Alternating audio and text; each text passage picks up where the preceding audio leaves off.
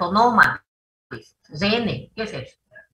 O van a empezar a hacer cosas bien conmigo o no está bien. Los acentos, la ortografía es fundamental. Bien, vamos, Daniel. Ya, muy buenos días, doctora, buenos días, chicos. Mi nombre es Daniel Arturo Parapaino y bueno, vamos a empezar con las clases de laboratorio de bioquímica clínica.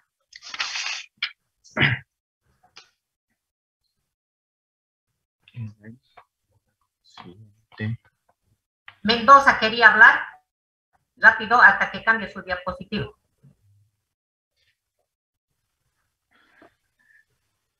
Sí, doctora, es que yo también tengo clase a las 11. Ya, se puede retirar, anótenla, pero vamos a ver si ese acceso se repite o no, si es recidivante o no. Está bien, baje su manito. Vamos, Daniel, siguiente diapositiva. Un ratito, bien rápido para Paino. Ya. Que no quiere cambiar la diapositiva. A ver, Lino. Lino, ¿podés compartir vos? La tiene Gabriel, esa diapositiva, creo. Si puede compartir, todos pueden compartir ahorita. Ya, Gabriel, por favor, ¿podés compartirlo? Hay que salir, entonces, creo, ¿no ves? Déjate compartir. Sí. Eso. Vamos, José. Sí, doctora, enseguida comparto. Todas las cámaras, por favor, que están apagadas, Lino, Daniel y José, las que están apagadas tienen falta. Porque si no, todos nosotros también estaremos sin cámara. Saquen de rato en rato captura de pantalla y posteriormente todas las cámaras apagadas. Dime, Castro, volando. Buen día, doctora. Yo estoy en 2 dispositivos. Es que mi computadora no sirve el micrófono y estoy conectado al celular. Eso, avise. E1, ¿quién es? Del E1, ¿quién es, Lino? Gabriel. El 2. Daniel, soy. Perfecto. Lino 3, ya. Vamos a lo más rápido, por favor. Por diapositiva tiene 5 segundos. Ya está bien, doctora. Siguiente. A ver, diapositiva. Gabriel. Está compartiendo tu celular, ¿no? Ya. Laboratorio de bioquímica clínica. Para empezar, debemos tener un concepto acerca de lo que es la bioquímica, sabiendo muy bien que es la ciencia que estudia los agentes químicos presentes en el cuerpo humano. También sus interacciones que posibilita la vida y cuando todo esto se encuentra en equilibrio, la vida es saludable. Por consiguiente, cuando también van a existir algunas variaciones de las constituciones de la velocidad de la reacción, determinará la fisiología que sea algo anormal. No van a estar en... A ver, Lino, ¿qué significa variaciones en la velocidad de las reacciones? Quiero un ejemplo. Es cuando las reacciones, ¿no? Por ejemplo, un cambio de pH disminuye la velocidad de reacción de algunas moléculas, en otras puedes aumentar, ¿no? Y cuando eso no está en equilibrio, empieza a funcionar mal el metabolismo. Claro. Anótese esa pregunta que he hecho, por favor. Cambios en la velocidad. ¿Qué cosa puede determinar cambios? ¿Qué es velocidad? Actividad de las enzimas. ¿Qué cosa afecta a las enzimas? Temperatura, presión, concentración de sustancias. Por ello que cuando un paciente llega a mi consultorio o llega a cualquier centro médico, lo primero que se le hace es signos vitales. Temperatura, presión, porcentaje de saturación. ¿Por qué? Porque eso está modificando la actividad de las enzimas y de eso la velocidad de las reacciones. Y de esto la fisiología. La persona va a estar más acelerada, va a estar dormida, va a estar con dolor, todo por esto. Siguiente diapositiva. Siguiente diapositiva. Ya. A la clasificación de la bioquímica van a tener la vamos a clasificar en muchos como ser bioquímica vegetal, química, pero aquí lo que nos va a interesar a nosotros es la bioquímica humana, de la cual se va a subdividir en 3, experimental, dinámica y clínica, en la que nos vamos a enfocar en la bioquímica humana clínica. Entonces, desde el punto de vista, esto nos va a ayudar a determinar un diagnóstico de una patología que sufre el individuo, pero debemos de partir desde su definición, la cual nos ayudará en el proceso. Ya habíamos dicho, los agentes químicos nos posibilitan la vida. Siguiente diapositiva. Cuando le hago la seña así, ya basta. Y vamos, siguiente. Eso, vamos. Está bien. Bioquímica clínica. Esta especialidad tiene como misión de analizar las muestras humanas fluidas y no fluidas para determinar su composición cualitativamente y cuantitativa. Se refiere a determinar los parámetros bioquímicos, como ser la urea. Ejemplos de muestras no fluidas, Gabriel. 5.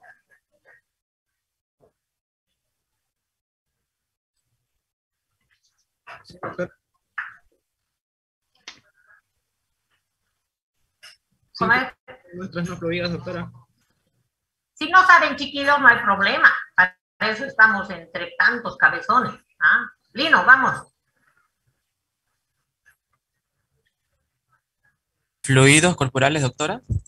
No fluido.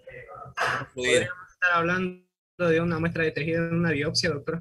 Claro. Todo lo que no tenga líquido, ¿no? Excelente. Eso, anótese todo el mundo que está aquí. Entonces, cabello, se trabaja mucho con el cabello, recuerden ustedes, para medicina legal. ¿Cuánto está contaminado ese paciente en su ambiente laboral?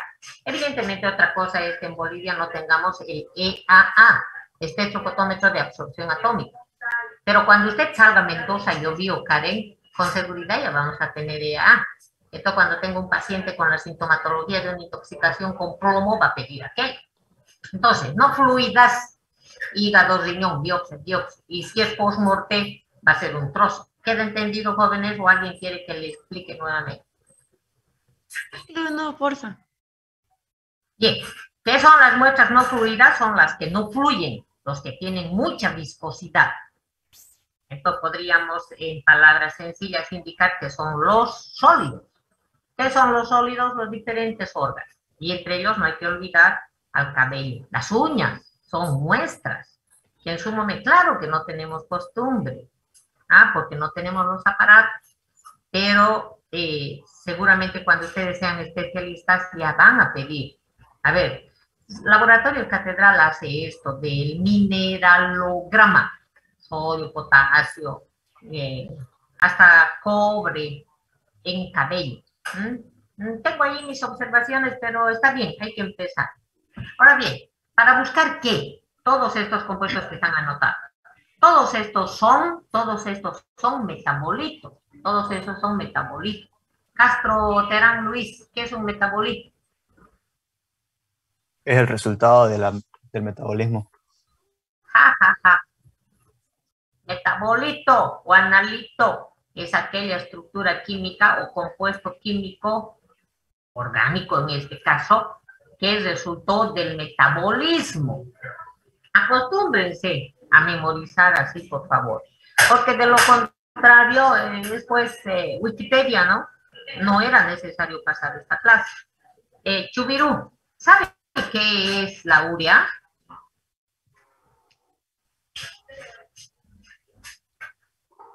Los auxiliares están tomando apunte quién responde, quién no responde. Chubirú, ya hemos pasado esa clase de teoría. Es un producto endógeno.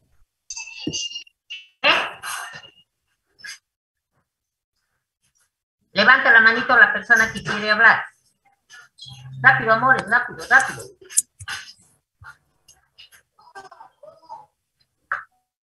Ya tienen ese apunte.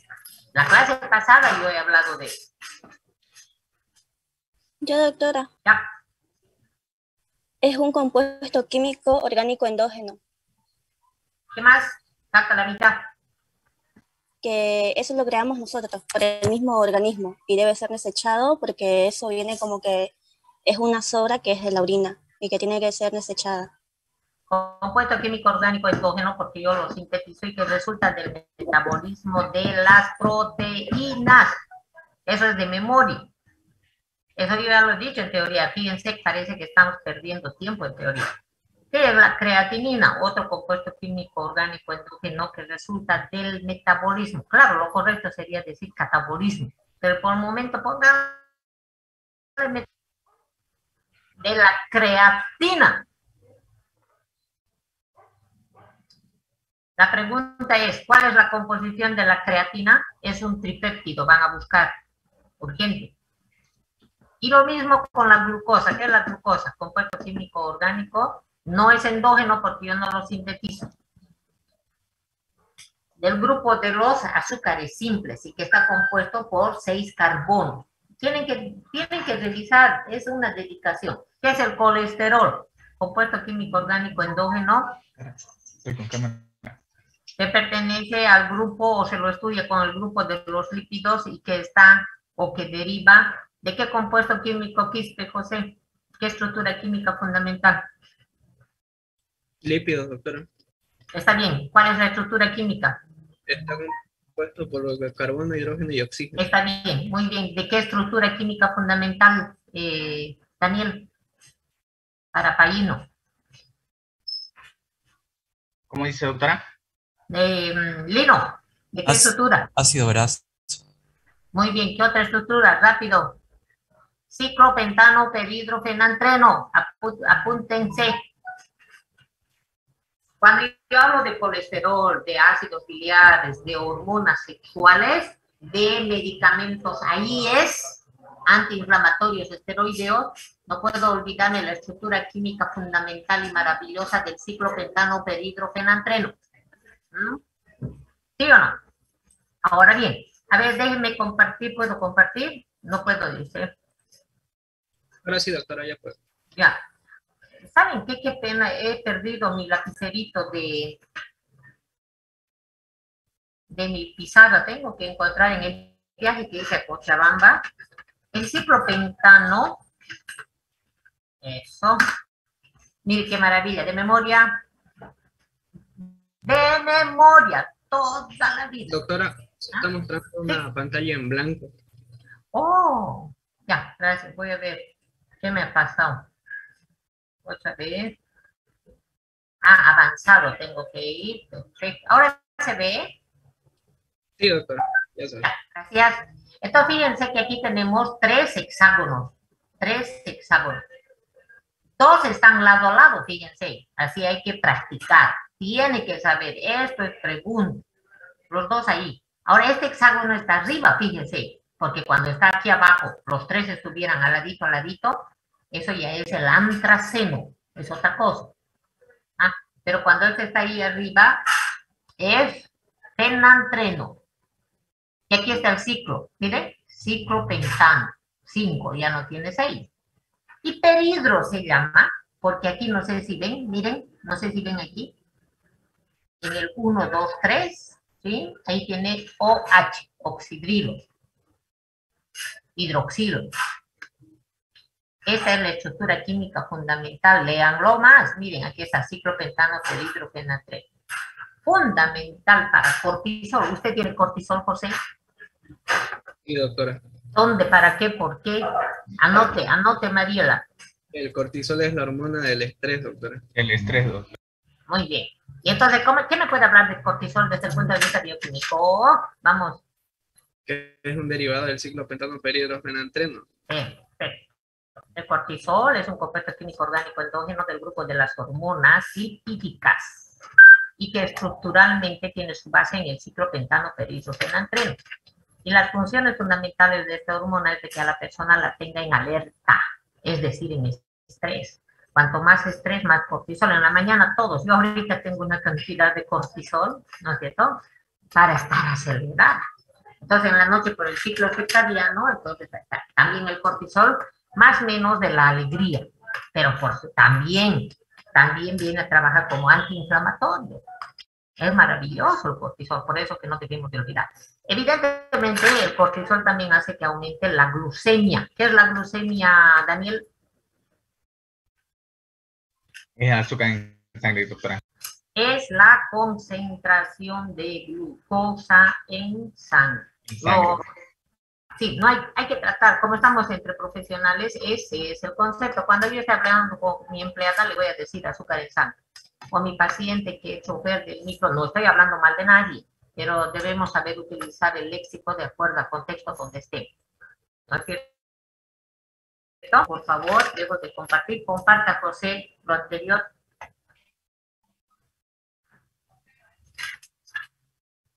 Bien, entonces en la diapositiva anterior tiene las palabras que usted tiene que buscar, por favor, tal y como lo hemos dicho, para que... ¿Qué es la albúmina? ¿Cuál es su vida media? ¿Cuál es su concentración? ¿Cuáles son sus funciones? No escriba 2 líneas. Usted tiene que saber todo, ¿ah? Y memorizarlo. Y si tiene algún problema, pregunte a su auxiliar. ¿Ah? Vámonos al siguiente. Espera. Fíjense estos tubos de ensayo. ¿Qué notan de diferente, Aguilar María? Rápido.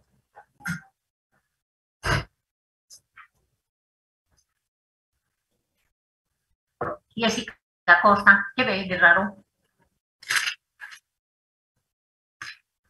Doctora, yo lo que veo son, no sé, el color diferente de las tapitas. Excelente. Eso hay que memorizar. Miren, uno tiene tapas rojas, otro tiene lila, otro tiene celeste, ya vamos a ir aprendiendo. No es porque se les pintó mal. ¿Ah? Uno tiene anticoagulante, el otro es para coagulograma, bla, bla, bla. Siguiente diapositiva.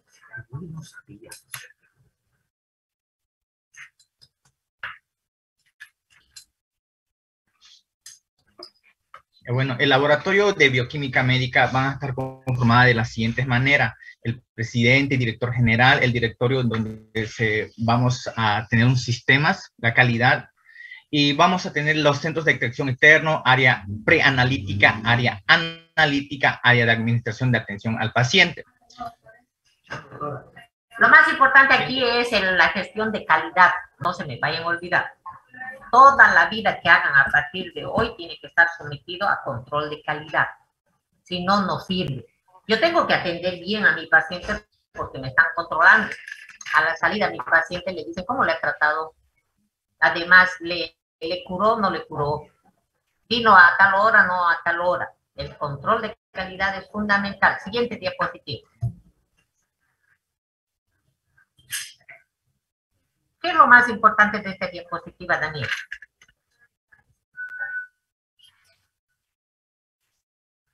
Bueno, aquí las rutinas de urgencia, lo más importante en el área analítica, la clasificación de las muestras, cómo lo vamos a clasificar, cualitativos sedimentos, rutinas especiales, las hematometrías.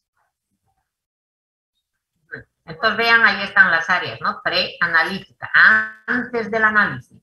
¿Qué se hace? Se toma la muestra de sangre y se coloca en el tubito de color amarillo, de color lila, ¿ah?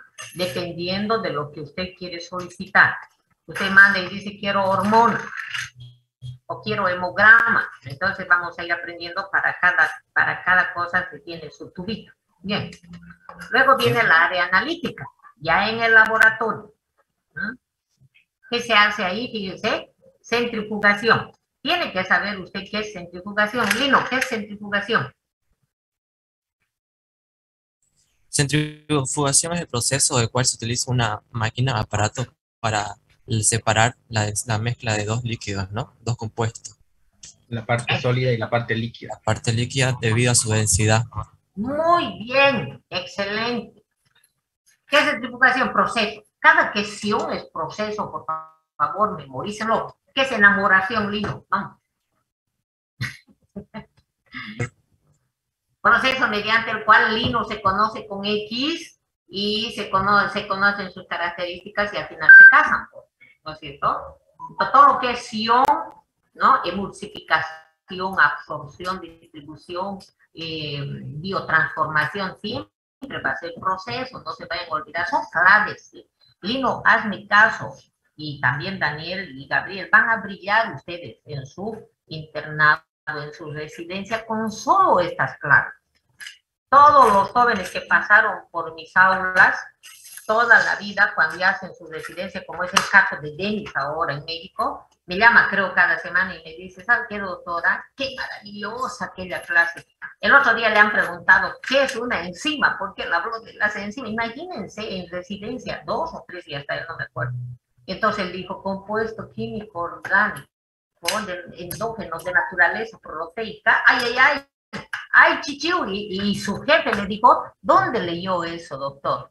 Y le dijo lo que tenía que decirle, que mi doctora Hidalgo me hacía repetir hasta el cansancio, y en ese momento yo no le entendía la importancia de lo que le estoy diciendo, ¿no? Hágame caso, Lino, y ya va a ver, me va a llamar, si Dios me da vida, de aquí a 5 años me llamará y me dirá, doctor, estoy brillando en, no sé, pues, en Nueva York, en Brasil, en Japón. Igual Daniel, hágame caso, ya va a ver. Ya, doctora. Danielito debe estar ahorita así, ¿no? ¿No? Así debe estar, ya, no importa. Entonces, fíjense cómo la centrifugación es el proceso mediante el cual se van a separar compuestos de una mezcla en función a la fuerza centrífuga y en función a la diferencia de densidades de cada uno de los componentes de esa mezcla.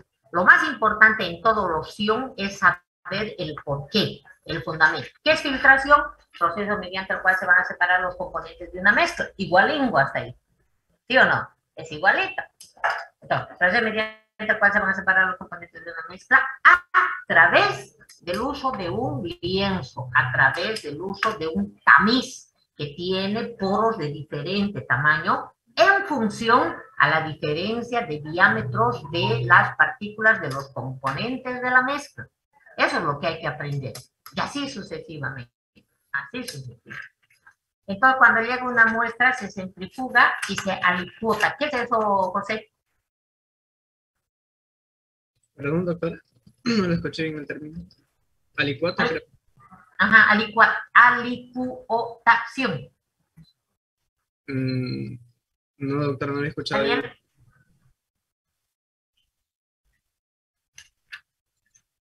Lino. ¿Que se separa en proporciones? Es un proceso mediante el cual un sistema o un conjunto se va a fraccionar, se va a separar en pequeñas porciones.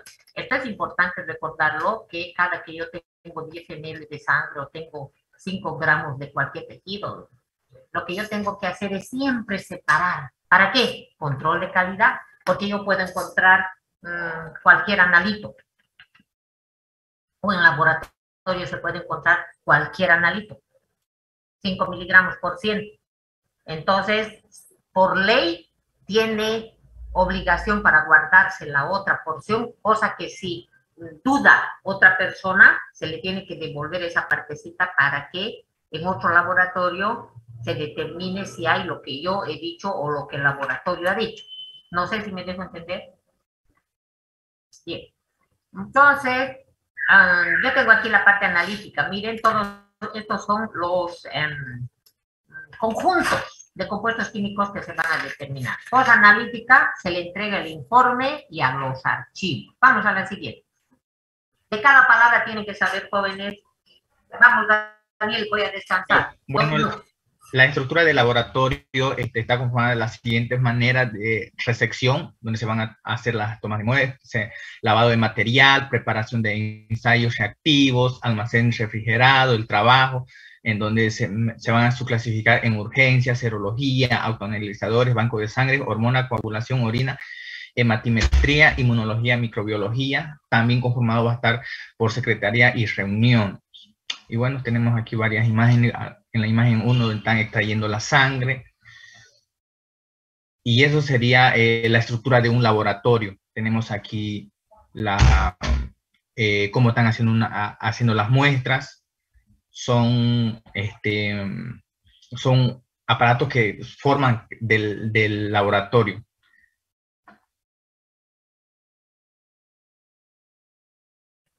Tenemos eso en laboratorio, está bien. No vamos a ver todo eso en la próxima clase.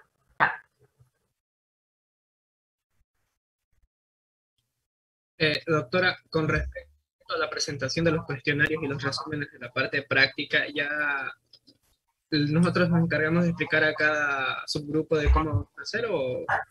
No, todos esta tarea van a preparar estos días para la clase de la próxima semana y ustedes tienen que revisar. El lunes ya vamos a clases, ¿verdad? ¿O todavía? Ah, no, una semana más. Desde mayo va a ser, doctora. Desde mayo, sí. Entonces tienen tiempo una semana más, ¿no? Eso van a preparar en su archivador y también después lo harán en forma más resumida ya en su guía. Siguiente diapositiva.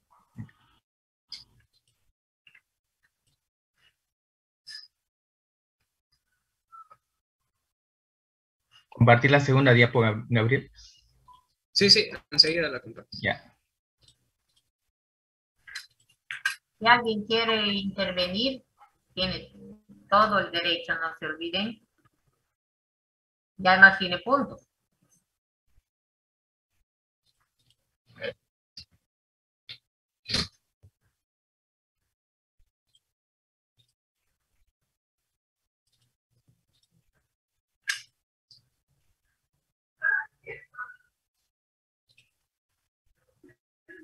Ya, la bioseguridad en el laboratorio de bioquímica o las normas de bioseguridad.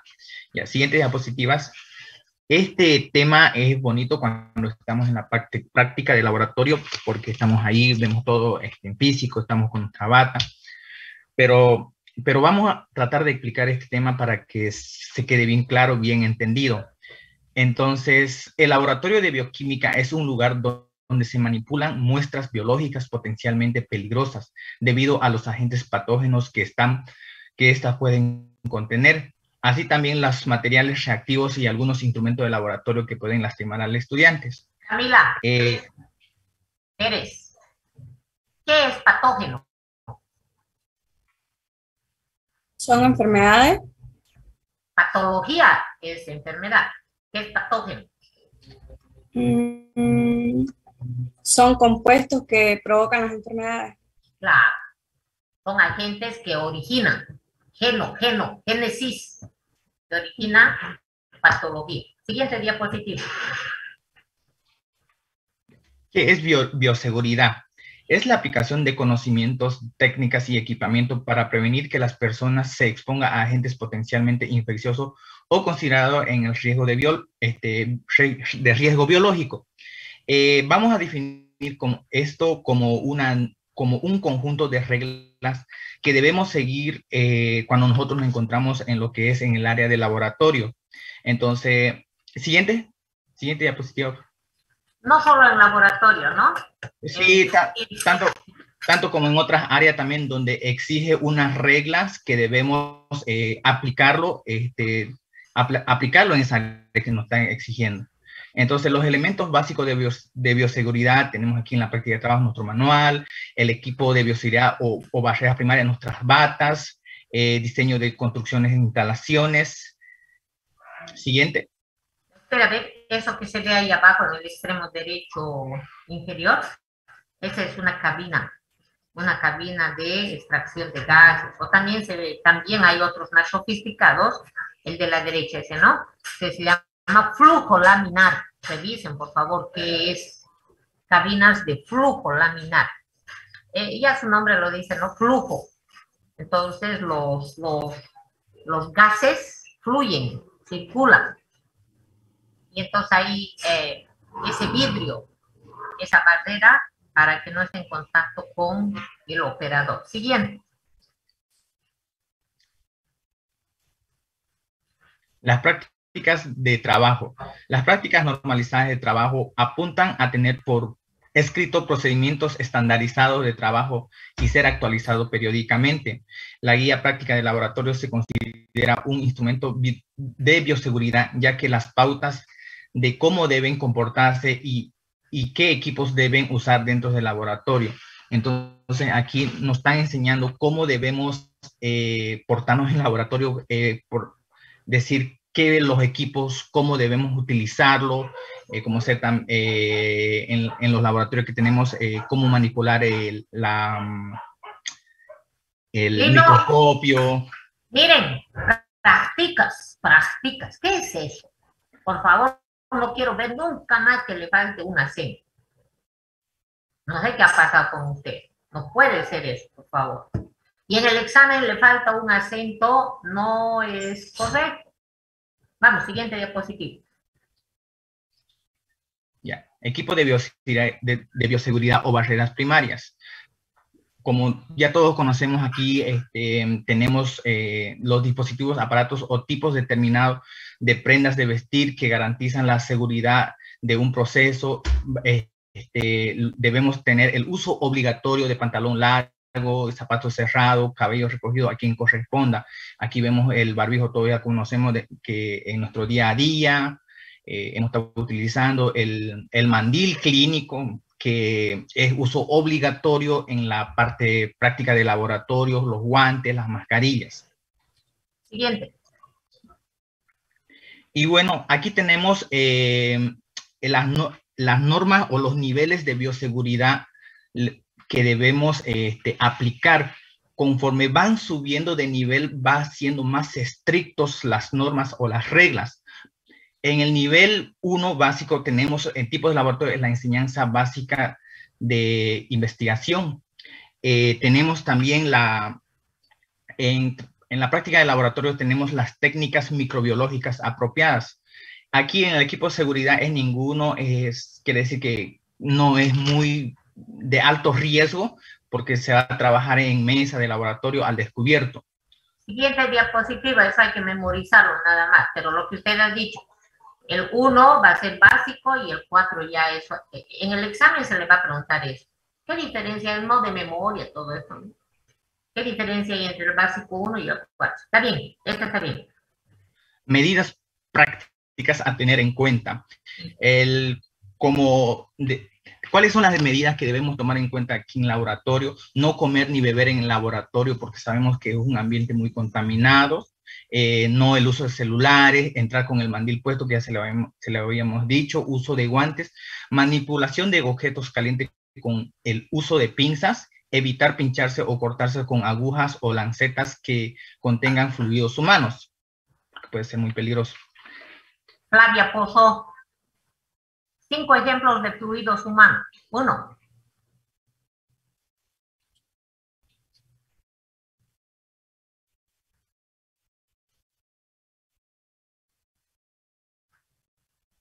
Flavia.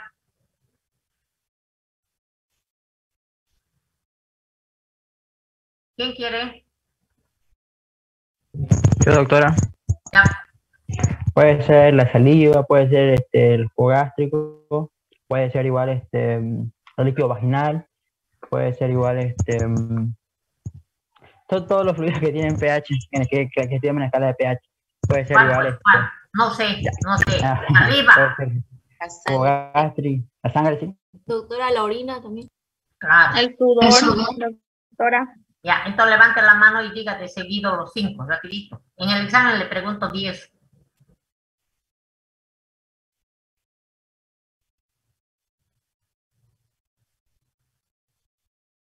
José, 5, 1.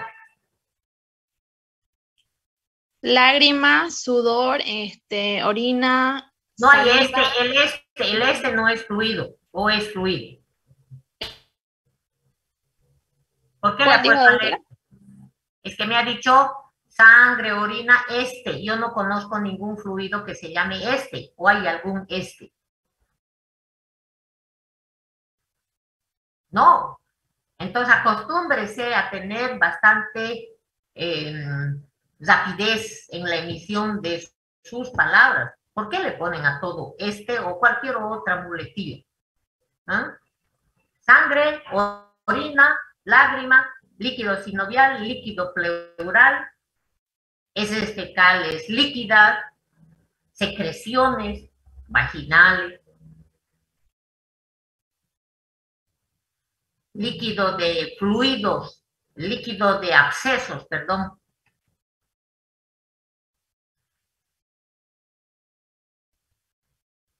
Bien. Otra recomendación, Daniel.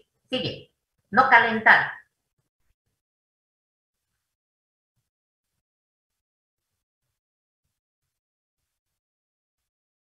Tu micrófono, Daniel, está apagado.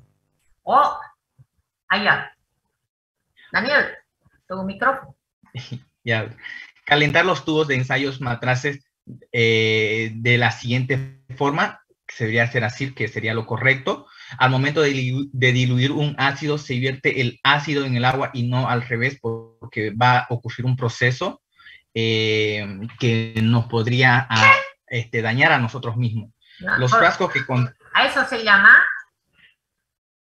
líquidos de proyección. Entonces, ácido en el agua. Agua tiene que estar en el recipiente y el ácido se vierte por las paredes, despacito. Porque si tú haces al revés, empieza a proyectarse, sale el líquido y puede ir a tu cara.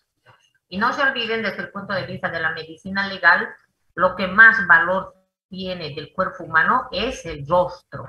¿Ah? Uno de ustedes va a ser médico forense. Entonces le pueden hacer una herida en su brazo, en su pie. Claro, para un futbolista su pie va a ser más valioso que su cara. Pero en términos generales, para las personas, lo que más valor tiene es su rostro. ¿Ah? Y como médico forense eso no se va a olvidar. Ahora, cuando se tiene, caliente los tubos así, está muy bien, pero falta algo un poco más ahí, ¿no? Dirigiendo, orientando a un lado donde está su enemigo. Como no tiene enemigos, tiene que estar proyectado a la pared, porque eso en cualquier momento puede proyectarse y salir ese líquido disparado a la cara de tu enemigo. Como no tienes enemigo, tienes que hacerlo hacia la pared. ¿Qué más? Tercero. Los frascos que contienen ácidos o álcalis deben ser cerrados con tapas o roscas y deben ser almacenados en lugares bajos. Oye, álcalis es con C, de casa. ¿Quién me ha puesto con K de kiosco? Bueno. Ahora, fíjense, esto no se me vayan a olvidar. Se debe almacenar en lugares bajos, no allá arriba, porque por cualquier motivo se cae el frasco. Un ácido sulfúrico, un ácido nítrico. Ya tenemos una víctima. Y ahora usted dice, yo no voy a trabajar en laboratorio, ¿no ve? Pero va a ser director de hospital y tiene que interaccionar, Mire, esto es lo que me está pasando en la Univalle. Han organizado esos depósitos de sustancias químicas con todo lo contrario a lo que estoy hablando aquí. ¿Y quién estaba a cargo de eso? De coordinador, de jefe básico. Estaba un médico. Entonces, vamos, enseño. Y era mi alumno. ¿Qué tal? Por favor, entonces, lo que están aprendiendo no es en vano. En algún momento usted va a estar en algún lugar donde tiene que poner en práctica eso. Ahora, tampoco pueden ser estantes que estén ahí. En algún momento se van a caer esos estantes. Los líquidos deben de estar abajo, pero protegidos de tal manera que no vaya a ser que yo al caminar los patee también y va a reventar la botella. Bien, bueno, no manipular. No manipular interruptores con las manos mojadas porque vamos a recibir una descarga eléctrica. No colocar frasco de éter. ¿Por qué, Daniel? ¿Por qué le pasa corriente? Porque el agua es un conductor de electricidad. ¿Qué más? ¿Por qué conduce corriente el agua?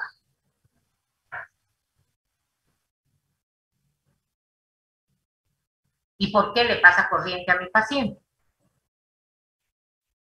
Lino.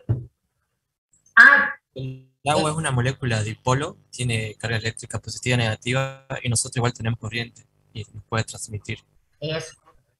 El agua se comporta como electrolito. La clase pasada, Abigail, yo he avanzado que es un electrolito.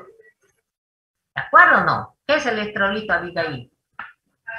Es que si no memoriza lo que avanzamos en la clase, estamos perdiendo el tiempo. Vamos. No se escucha, Abigail.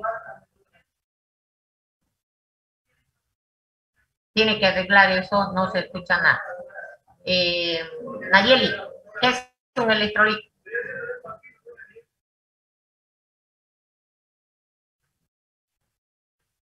Si no estudian guaguas, no está bien. Ordóñez está levantando la mano, doctora. ¿Quién? Bueno, doctora, sería todo aquel agente químico que que en el agua se disocia o se ioniza, adquiere una carga o pierde una carga, ¿no? Electrolito es todo aquel agente químico que en el seno del agua se fragmenta en 2 porciones o más. Y entonces cada una de ellas va a tener una carga positiva o negativa, lo que nos decía Lino. Entonces el agua, lo mismo, chiquillos, ya vamos a avanzar a agua, pero yo ya había dado el concepto de electrolito y les había indicado que ese conocimiento que estábamos adquiriendo no era para decir electrolito, toda la gente que en el seno, no, es que tenemos que ver la aplicación, Luis. ¿No? Entonces, para eso nos sirve lo que estamos viendo ahí. Es fácil decir, no con tus manos mojadas porque te va a pasar corriente. ¿Por qué? A ustedes lo que les tiene que asaltar la duda es ¿por qué? Es que en mi cuerpo humano yo tengo agua. Y el agua se va a comportar como un agente bipolar, positivo o negativo. Pero además, en el agua están los pescados. ¿Cuáles son los pescados, Luis? Las cargas positivas de lo que contiene el agua, ¿no? Los electrolitos. El sodio, el potasio, el cloruro, el calcio, el magnesio, el zinc, sulfatos, fosfatos. Todos esos son electrolitos. Ahora bien, por eso es que nos pasa corriente. Por eso tenemos electrolitos. No se olviden que nosotros somos músculos. Entonces, nosotros somos agua, pero dentro del agua tenemos los electrolitos para que transmitan la corriente. Nosotros somos carne y energía. Eso no hay que olvidar. Acuérdense de la anatomía del corazón. Tenemos el músculo. Pero lo más que está bien,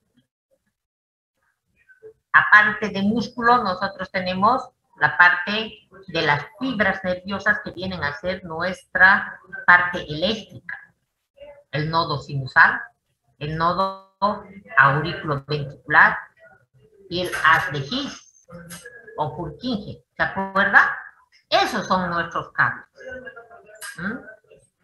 Por ello es que cuando uno tiene paro cardíaco o esta confibrilación ventricular, ¿qué es lo que hacemos? Agarramos el resucitador o el desfibrilador, que es un aparato que va a descargar corriente. Entonces le da al pecho, aléjense, todo el mundo. ¿Sí o no? ¿Han visto en las películas o no? ¿Han visto o no? ¿No es cierto? Entonces le da una descarga eléctrica para resetearlo, para formatearlo. Apagada todas las corrientes y a ver, que vuelva a funcionar como debe de ser, porque se colgó esa computadora cardíaca. Entonces, fíjense qué importante es cada palabra que avanzamos en bioquímica. ¿O qué dice Chubirú Reina? Hable. Cada que le digo hable, no sé qué, siempre le he dicho antes, por favor, mi amor, mi vida, ¿sí? Para que no se espante. Pero es que es mi forma de ser. ¡Viva Reina! Dale. Sí, doctora. Hable, su oportunidad de hablar.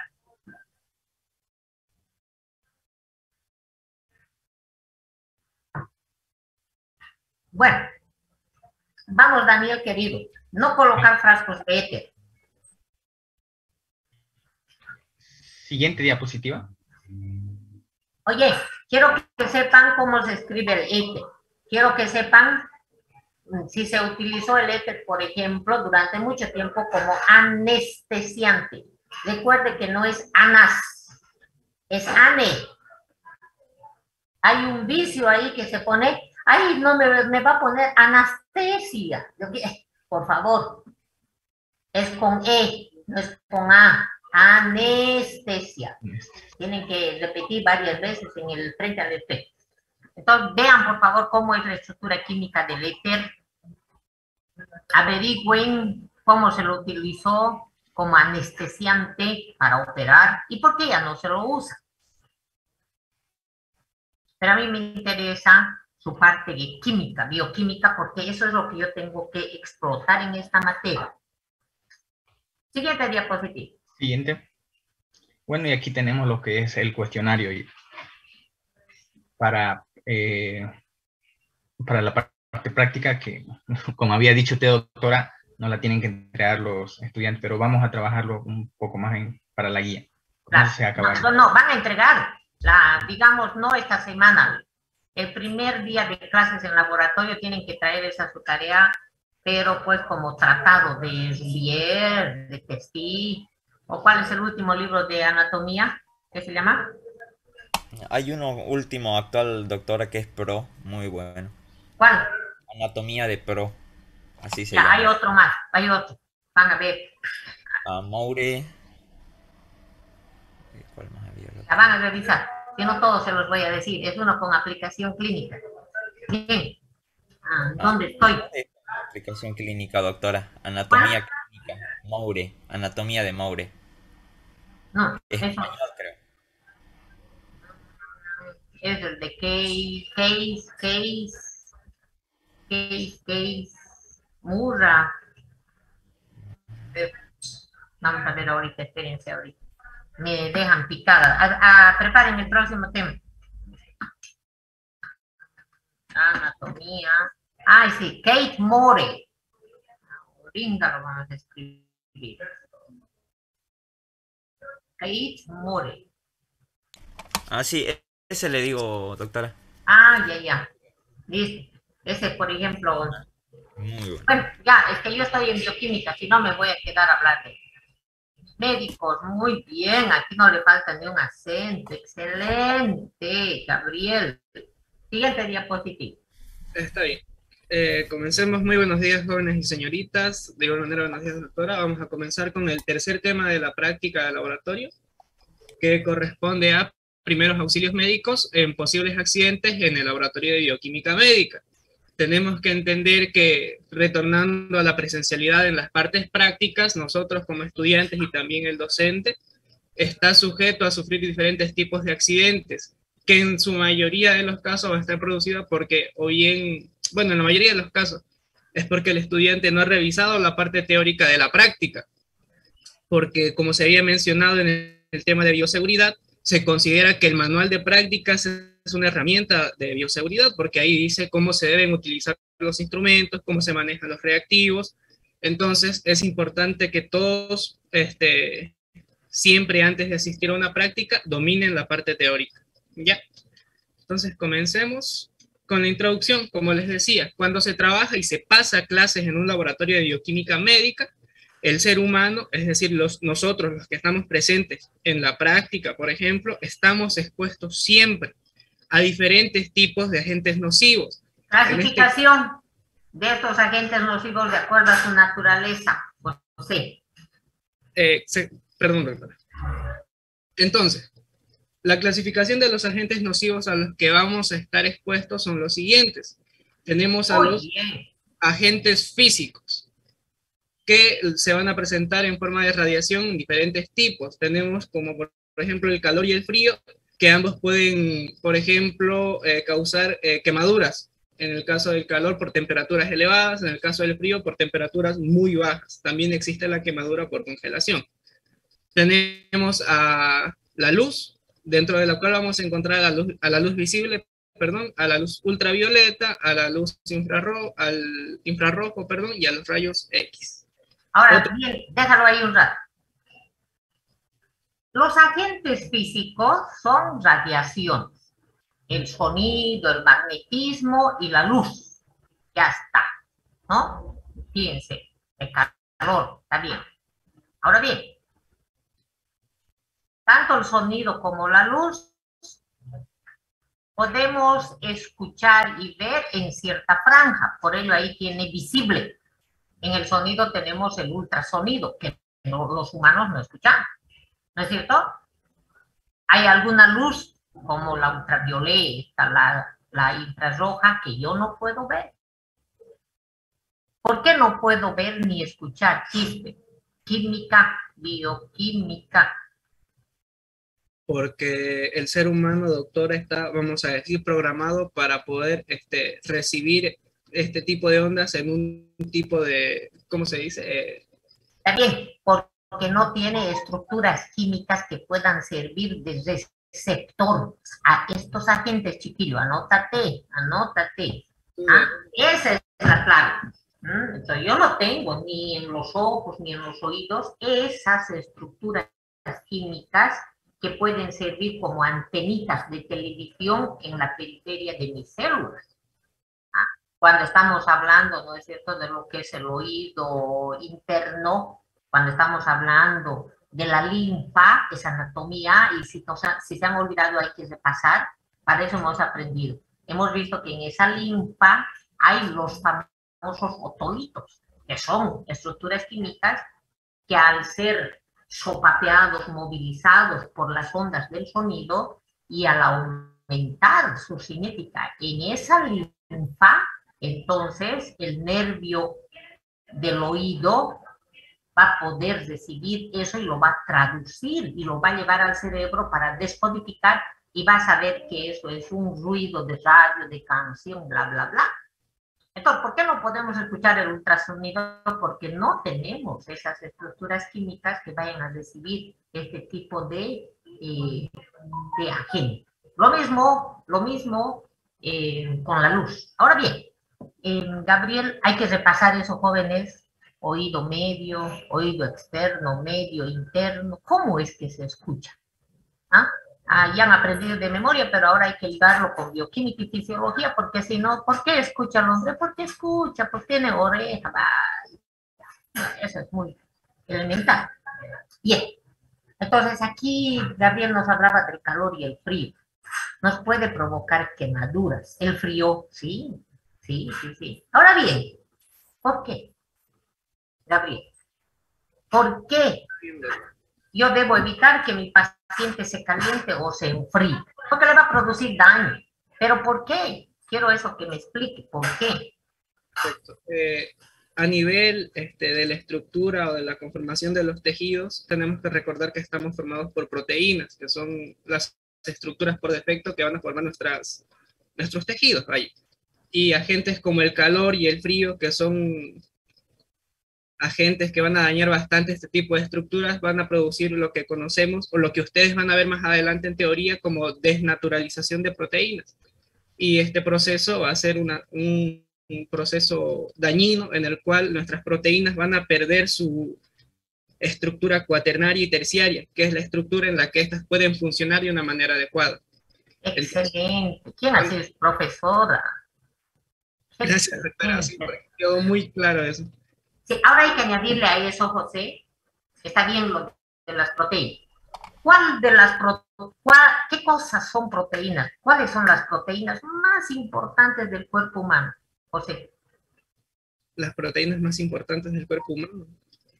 Las proteínas estructurales y las funcionales, las enzimas en todo caso, doctora. Claro, las funcionales, chiquillo. Porque, por ejemplo, las estructurales, tú te sacas un pedazo de dedo, te quedas sin un dedo, pero no importa. A ver, pero que se te suba la temperatura a 42, convulsionas, tus enzimas se desnaturalizan, ya no tienen la misma estructura, ya no son rectangulares, ahora serán redondas. Y esa llave ya no va a poder entrar a una cerradura y se acabó, y se muere el individuo. Está muy bien. Entonces, todos estos agentes van a provocar cambios en las estructuras químicas. Está muy bien. Segundo, estos agentes provocan alteraciones en la velocidad de disociación o ionización de todas las moléculas. Eso hay que grabarlo, José. Entonces, con más velocidad o con menos velocidad, las estructuras químicas van a perder un hidrógeno. Y eso va a provocar cambios. Eso, por favor. ¿Por qué yo tengo que tomarle temperatura a mi paciente? Es que la temperatura va a aumentar, va a alterar, va a afectar la disociación o ionización de las diferentes estructuras químicas del cuerpo humano. Eso hay que memorizarlo, hay que anotarlo y vamos a descifrar, vamos a ir entendiendo esto conforme pasan las clases. ¿O qué opina José? Sí, doctora, es muy importante comprender los procesos por los cuales los agentes físicos causan daño en el organismo. Claro. Por ello que cuando hace calor, ¿qué es lo que pasa? Primero que va a haber vasodilatación, pero también está habiendo alteración en la velocidad de disociación o ionización de las diferentes estructuras químicas del cuerpo humano. Y por eso la gente que va a decir, "Ah, me siento cansada, no puedo levantar mi pie, no puedo caminar, no puedo trabajar". Y lo mismo pasa en el frío. Y lo mismo va a pasar cuando se tome mayor cantidad de una estructura química llamada medicamento. ¿A dónde se está atacando? A la velocidad. Pase el siguiente diapositivo. Pasando a los agentes nocivos físicos, también vamos a tener la presencia de agentes biológicos. Estos agentes nocivos van a ser sustancias que van a ser sintetizadas o producidas por seres con vida. Ejemplos de esto son las toxinas, las esporas en el caso de los hongos. Aquí les puse una imagen de un Staphylococcus aureus, que podemos poner como ejemplo la toxina 1 de este microorganismo que produce el síndrome de shock tóxico, por ejemplo. En bacteriología van a profundizar un poco más en este microorganismo, ¿ya? El estafilococo, ¿qué cosa es? A ver, hable del estafilococo volante. Ya. Dentro de la clasificación de la tinción de Gram, los estafilococos son cocos, como su nombre mismo lo dice, tienen forma de coquitos. Bacterias, ¿no? Exactamente, son cocos Gram positivos. Estos son productores de tipos de... Perfecto. ¿Por qué son Gram positivos? Bioquímica. A mí me interesa bioquímica porque estoy enseñando bioquímica.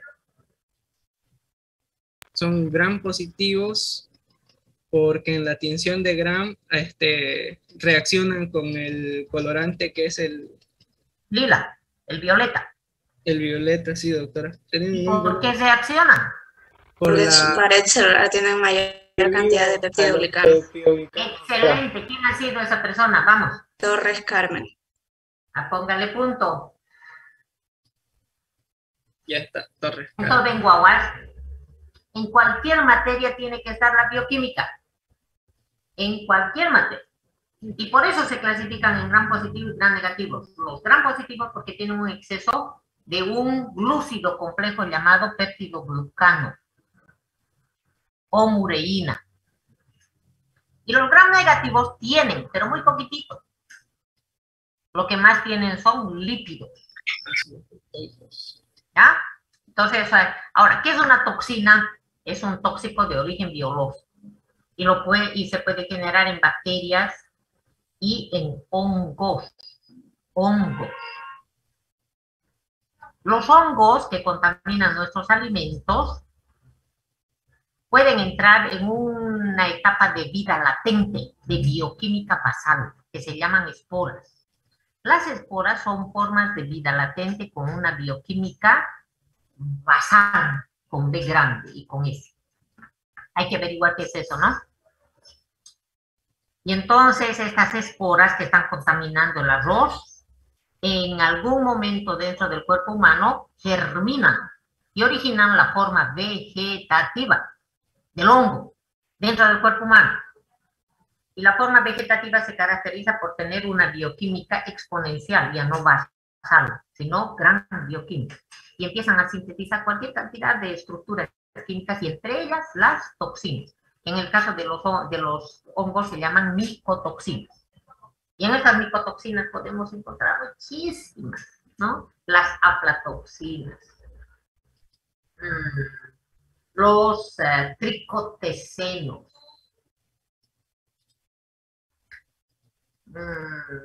toxinas que producen vómito, vomitoxina. Toxina amnesiante, que produce amnesia. Toxinas paralizantes. Hay muchas categorías de toxinas. Sería bueno que se dediquen a leer micotoxinas, ¿no? Las aflatoxinas que están originadas en el Aspergillus flavus y que puede ser del tipo A porque me produce el color amarillo, los del tipo B, tengo las M de la leche. Pero ¿saben por qué tenemos que saber eso? Porque producen cáncer. Son los agentes hepatocancerígenos más potentes. Por ello estamos viendo que en la superficie de mi laboratorio, de mi consultorio, de mi quirófano, pueden haber toxinas. Fatal. No se debe de comer arrocillo. Tienen que aplicar en su casa. Ahora, su mamá le va a decir, no, todos los años yo como, es que el cáncer no se ve hoy. Bien, van a averiguar con un curso de doctorado bioquímica del cáncer. ¿Sí? Van a preparar todo. ¿Qué es el cáncer desde el punto de vista de la bioquímica? ¿Qué cambia en el cáncer? Siguiente diapositiva. Y como lo último que vamos a ver en la clasificación de agentes nocivos van a ser los agentes químicos, dentro de los cuales vamos a tener la presencia de gases, como por ejemplo el benceno, el cloroformo y el ácido clorhídrico, que también emana un gas que es muy irritable o sea, cuando uno lo huele, realmente doloroso, ¿no? Tenemos también dentro de los químicos... Cuando yo huelo el ácido clorhídrico, que es un líquido, el cloroformo es un líquido, el benceno es un líquido, pero volatilizable. ¿Y por qué es peligroso? Porque al ingresar por el árbol respiratorio, es detectado por las estructuras químicas del epitelio respiratorio, que lleva el mensaje al sistema nervioso para que tú empieces a estornudar. Por ello, ¿qué tenemos que aprender de todo esto? Que cuando llego a algún lugar y yo empiezo a estornudar, a toser, hay algún agente que está atacando mi aparato respiratorio y no puedo quedar, no debo quedar, debo salir. No tengo que pedir permiso.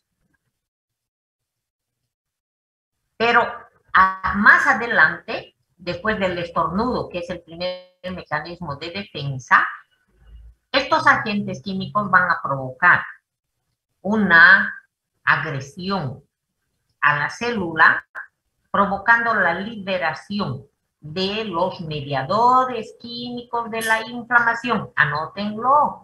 Todo eso, todas esas tareas tienen que estar apuntadas, por favor. ¿Cuáles son los mediadores químicos de la inflamación? Entonces, estos van a provocar una vasodilatación, un aumento de la permeabilidad de la membrana celular, lo que va a provocar el edema. Y en este caso, el edema agudo de pulmón puede ser fulminante. El hidrógeno sulfurado te provoca todo eso y la gente que limpia las alcantarillas muere ahí abajo. Entonces hay que tener cuidado. Lo que tenemos que aprender, lo que tienen que aprender es esto. Ay, ¿para qué? ¿Por qué aprendí eso en bioquímica? El aire. Para que yo enseñe, para que yo me cuide. Bueno, los gases líquidos volatilizables serían aquí, José, hay que cambiar esa palabra, si no vamos a confundir. Los ácidos, que los tienen ahí. ¿Cuál es el más fuerte de todos estos, José? Ácido. ¿Dentro de la clasificación de los ácidos? Sí, ¿cuál es el más feroz? El más feroz. De una vez. El ácido clorhídrico, doctor, es el que más... Ya, ¿qué dice Belín Flores? Rengel, ¿qué dice? El ácido nítrico. Ese es. Y fíjate que tú te puedes derramar ácido nítrico, te lo lavas, claro, un poco te picará, te lo lavas, pero parece que no pasó nada. No, 1, 2, 3 gotas marcan la diferencia.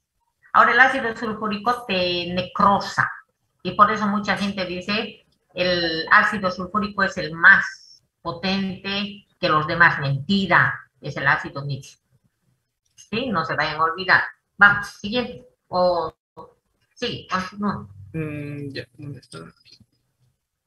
Entonces ya hablamos un poco de los ácidos. También tenemos la presencia de álcalis, como el hidróxido de sodio, el hidróxido de potasio y el hidróxido de amonio, que un poco más adelante vamos a ver que en el caso de quemaduras por agentes químicos como ácidos y álcalis, van a ser precisamente los álcalis los que más daño a nivel tisular van a presentar por el proceso por el que producen daño. Es mucho más fuerte que el de los ácidos. Perfecto. Por último, tenemos a las sales, que lo vamos a tener en forma de reactivos, con diferentes formas de presentación. Tenemos a vidrios rotos, que son objetos cortopunzantes, alambres metálicos y espátulas metálicas.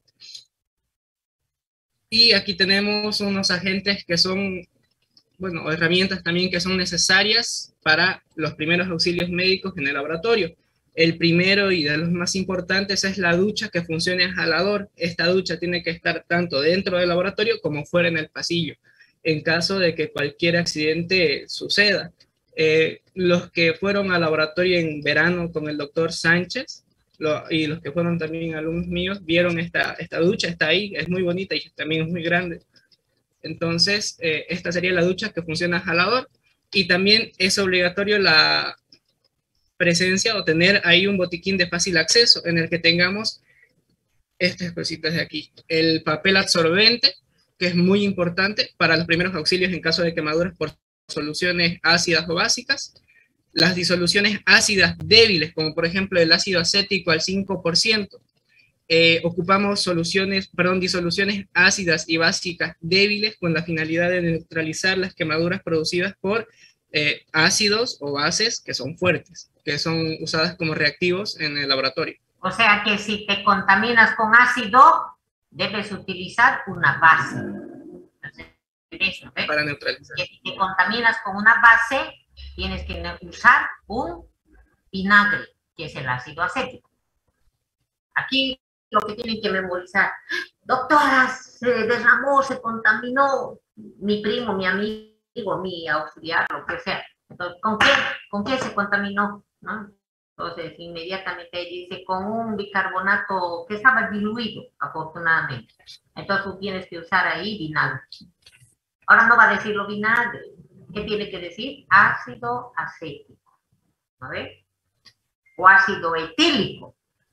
¿Por qué yo estoy usando vinagre? Para que usted sepa qué es eso. Bien. Ahora, fíjense, esta palabra dice absorbente con B de dedo. No dice con B de belleza. Hay mucha diferencia entre las dos. Van a revisar y hay su tarea. Fíjense que la absorción está ligado con los epitelios, con el cuerpo humano.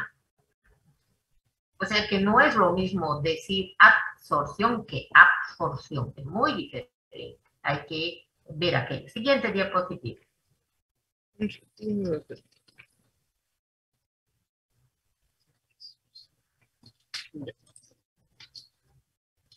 Bien, comenzamos con la aplicación de primeros auxilios en el caso de quemaduras por ácidos fuertes.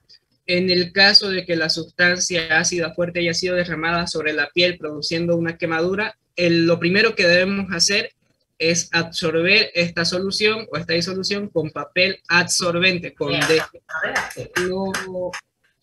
Sí, eso. En segundo paso, neutralizar esta disolución con otra disolución que es la básica débil. ¿No es cierto? Vinagre. Sí. Otra vez. Y por último debemos retirar con papel una vez ya neutralizado, y recién debemos diluir con agua, porque ¿qué es lo que uno suele pensar al momento de la emergencia y bajo la presión? Que se derramó una sustancia que le está quemando. Bueno, lo primero que hacemos, lo que uno piensa, es llevarlo rápido al agua y que se corra con el agua, pero no.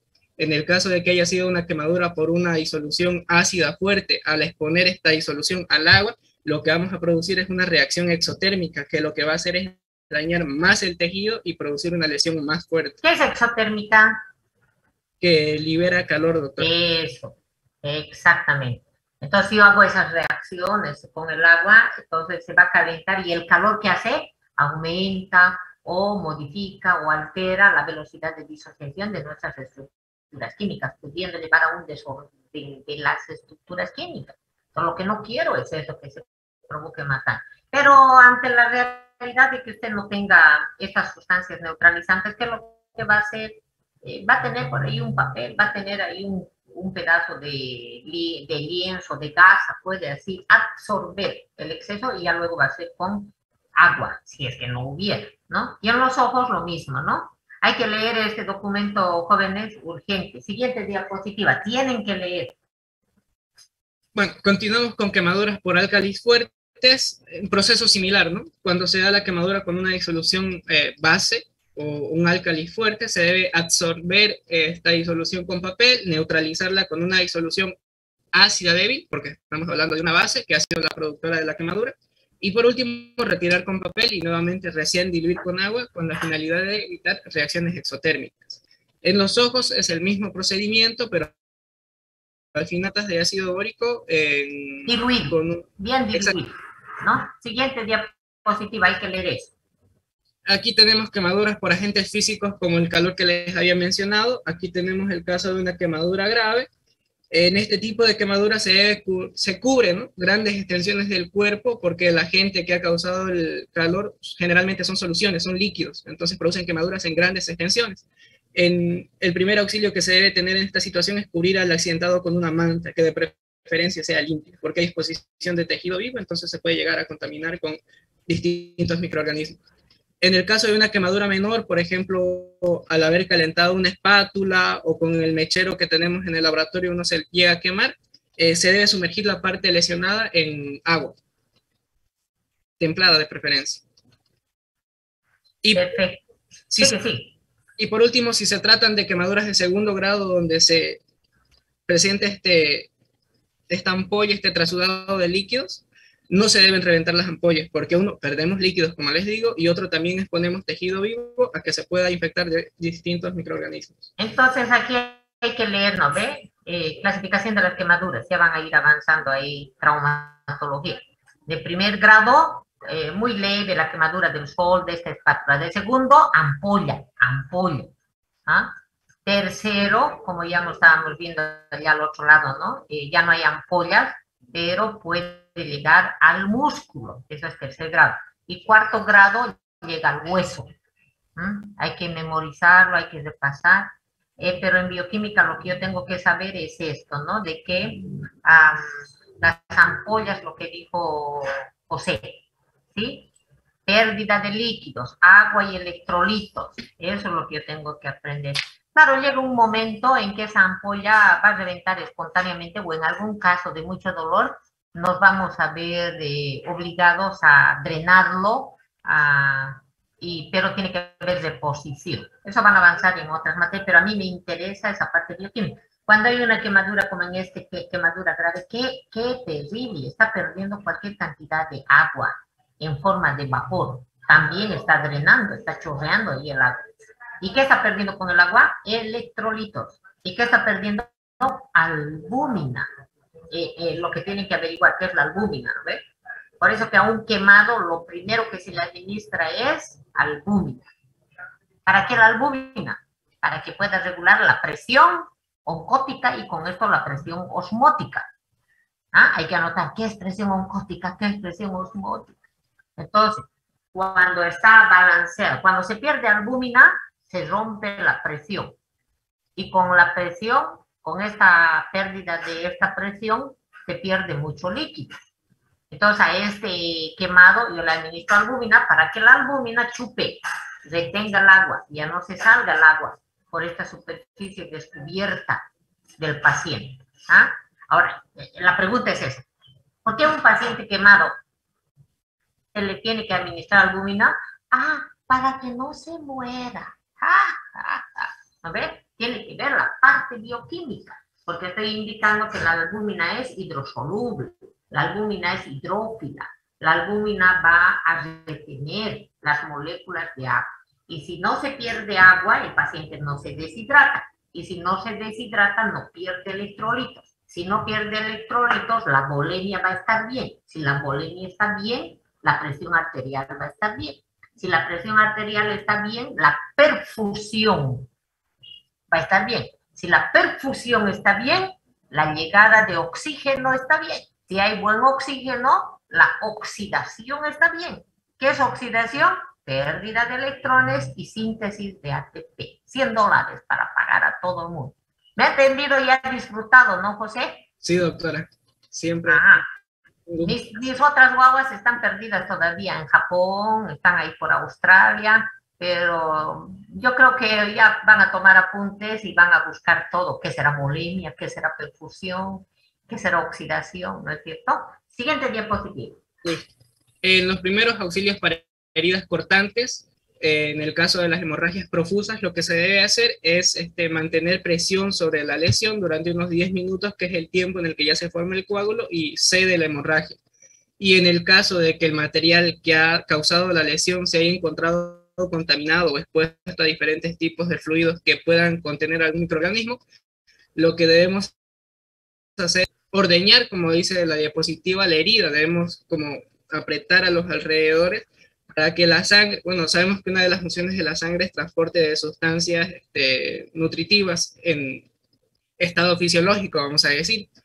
Y en este caso vamos a utilizar precisamente esa función de transporte que posee para que saque a los agentes contaminantes de la herida. Ahora, jóvenes, para algunos, hay escuelas en medicina y en cocina y en estética. A mí me interesa medicina. Hay escuelas, hay corrientes, hay modas. La escuela americana, la escuela europea, la escuela hindú. Hay otras escuelas que no están de acuerdo con ordeñar. Por favor, estoy hablando desde este momento. Cuidado que con otra materia tienen que ser pues inteligentes. Si este profesor es de otra escuela, dice, no, no se debe ordeñar, a su orden, mi profesor. No va a pelear ahí. No, yo he aprendido en anatomía, mi otro profesor. No, tiene que ser inteligente, emocional. ¿Ah? Para pelar una papa hay diferentes modos. Y también para tratar estas hemorragias. Ahora la pregunta del millón. ¿Dónde está ese Lino? Lino, ¿por qué yo debo coagular, debo presionar esta hemorragia profusa? Dígame la bioquímica. ¿Para qué? ¿Por qué yo tengo que presionar? Vamos. Bueno, tengo que presionar para dar un tiempo para que haya la reacción química de la coagulación y se formen los coágulos de fibrina y así cesar la hemorragia, ¿no? Porque eso toma un tiempo. ¿Por qué tiene que cesar? Está muy bien, excelente. ¿Por qué tiene que cesar la hemorragia? Para no perder componentes de la sangre, ¿no? ¿Cómo cuáles? Eritrocito, glóbulo blanco, plasma, anticuerpos, enzimas, hay de todo, ¿no? En la ¿Qué es sangre. el plasma? El plasma es la parte líquida de la sangre, que es un tejido sanguíneo, ¿no? La sangre. Y que está compuesto mayoritariamente por albúmina, globulina, agua en especial. Agua. 90% agua. Agua, Lino, no hay que olvidar. Está todo muy bien, perfecto, excelente. Pero lo más importante, ¿por qué yo tengo que tapar? ¿Por qué tengo que coagular? Para no perder agua. ¿Y por qué no debo perder agua? Porque no puede reducir la volemia. ¿Qué es volemia? Lino. El volumen de la sangre, doctor. Eso. Que mayoritariamente, ¿cuánto tiene usted de volemia? Un hombre de 70 kilos, vamos. Va de 5 a 6 litros. Eso, 5 litros. Entonces, yo tengo que cuidar cuando hay, por ejemplo, una herida con vidrio, o yo tengo una herida con un arma punzocortante o un vidrio también. Les tengo que evitar la pérdida de sangre. Mentira, del agua. Porque va a disminuir la volemia. Si disminuye la volemia, ¿qué disminuye, Lino? La presión arterial. Si disminuye la presión, disminuye la perfusión sanguínea. Si disminuye la perfusión, menos oxígeno para los tejidos. Menos oxígeno, ¿qué pasa? Menos oxidación, menos obtención de ATP y menos metabolismo. Y menos vida. Por ello, por favor, no se vayan a olvidar. Cualquier persona que ustedes ven con una herida, para eso están aprendiendo esto. Una persona con herida, 10 minutos. Presionar, ponerse la mano en una bolsa nylon, cualquier vestido, chompa, mejor una gasa estéril, si no tiene gasa estéril, tiene que ponerse una bolsa nylon y tapar. 10 minutos. Y no puede ir volando al hospital si la herida es tan grande, ¿no es cierto? Pero si usted presiona y mete su dedo ahí en ese abdomen en ese tórax, en ese glúteo donde está la herida abierta. Si usted presiona y se acuerda anatomía por dónde está una arteria principal, una vena principal, tapa y volando al hospital. Ahora, si la hemorragia es tan profusa, ¿qué es lo que tiene que hacer? Suero. ¿Qué suero tendrá que poner Daniel para Paín? Doctora. ¿Qué suero va a poner? Con una persona herida, cuchillada, no sé. Porque no puede, va a morir por hipovolemia, por hipotensión, va a morir esa persona antes de llegar al hospital. Por ello estamos aprendiendo esto. A ver, Dios no quiera en el laboratorio, chiquillos, que pase un accidente. Lo primero, bolsa nylon y poner cualquier trapo, lienzo, mejor si es limpio, taca la herida, presionar. Y hasta eso ya se hable. Llamen a un médico, ¿no? El médico, llamen a un médico. Y entonces volando, y si da tiempo, un suero, porque no puede haber hipovolemia. ¿Qué suero van a poner? Van a administrar. Lino. Suero fisiológico, doctora, por el sodio atrae agua. Ahora, si no hay ese, cualquiera. No van a estar buscando, no, yo quiero un Ringer lactato. No. Es diabético. No te importa. Suero glucosado, ponga. Lo que queremos es administrar agua. No se olvide que el agua es el componente, ya vamos a avanzar, ¿no? Donde están todas las sustancias. Ahora aquí en esta parte donde está señalando José, también en nuestro medio usamos mucho la vacuna antitetánica si está contaminada. También el uso de los antibióticos o antibacterianos, mejor dicho. ¿Ah? Eso hay que tomarlo en cuenta. Ahora en algunas literaturas dicen, no es necesario. Claro, pero es que son otras realidades, joven. Son otras realidades. Usted ya eso va a decidirlo conforme vaya creciendo y avanzando en su formación y en su experiencia profesional. Ahora bien, vamos a la siguiente, José. ¿Qué es eso? Esto ya sería parte del cuestionario, doctora, que tienen que hacer los jóvenes después de haber tenido la lectura de ingestión de ácidos y álcalis. ¿Y qué es lo que resalta usted en esa diapositiva? El tipo de daño que hace, doctora. Aquí es lo que les había mencionado anteriormente, de que los álcalis producen mayor daño tisular que los ácidos. Ajá. Cuando se produce una quemadura por estas sustancias. Ya, entonces miren en esa diapositiva hay tanta información. ¿Qué es el 7? El 7 es el punto neutro, doctora, del pH. Muy bien. ¿Qué es 4? El 4 está por debajo del punto medio, por ende se considera ácido, si hablamos de pH. Excelente, entonces a memorizar. Y los más peligrosos son los que están debajo del 4, ¿no? El 3, el 2, el 1. El ácido clorhídrico de su estómago, ¿cuánto de pH tiene? -2. ¿Cuánto? -2. Sí, no hay menos, mi amor, Jorge. Tienes que decir 2. Ahora, yo estoy acostumbrada a la referencia bibliográfica de 0,8. ¿Sí? Fíjense, no es ni 1. Ahora algunos libros, ¿por qué? Sí, están indicando 2, 3. Pero si revisas un poco más, te vas a encontrar con que el valor, por muchos autores, es considerado del estómago 0,8. Terrible. Ahora fíjense, cuando es un ácido, provoca coagulación. Yo no sé qué es coagulación, entonces tienen que averiguar. Proceso mediante el cual las proteínas van a formar coágulos. ¿Qué es coágulo? Es el resultado de cambios en la estructura química de esa proteína que de gel llegó a ser sólido. Hay que revisar eso.